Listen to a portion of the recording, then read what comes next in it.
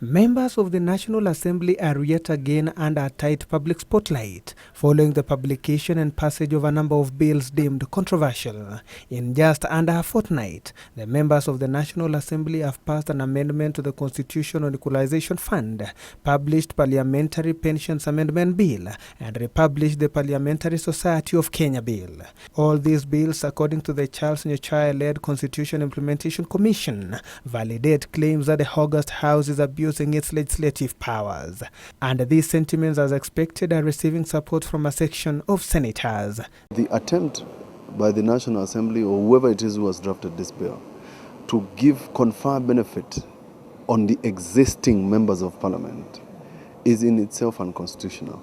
The current National Assembly, irrespective of which coalition camp they come from, does not really look at what should we do in terms of safeguarding the common man, but is more or less bent on where do I wield more power.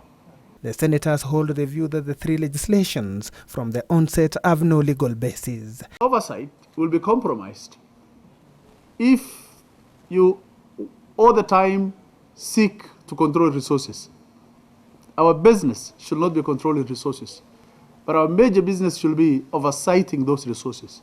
Forget about the intention. Okay. The amendment itself is unconstitutional by violating Article 255, 174, and 204, read together. That matter ought to go to the public through a referendum. The senators are flexing their muscles to ensure some of the bills do not see the light of day. The Senate, you expect a total opposition to that amendment. We will propose further amendments to actually harmonize it with the anticipation of not only the Senate, but other county leadership and local communities. I do not myself see a situation where the Senate is going to support the dismembering of devolution in this manner. Okay. I understand the appetite for the money, but that appetite for the money cannot go through the method they are opposing. Let them look for another method.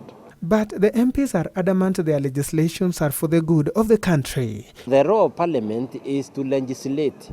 Legislation means we can make laws, we can amend those laws that in our view, as representatives of the people of Kenya, we realize that they are not serving people. In fact, the legislators do not understand why there has been a sharp focus on the three legislations, whereas they have instituted many.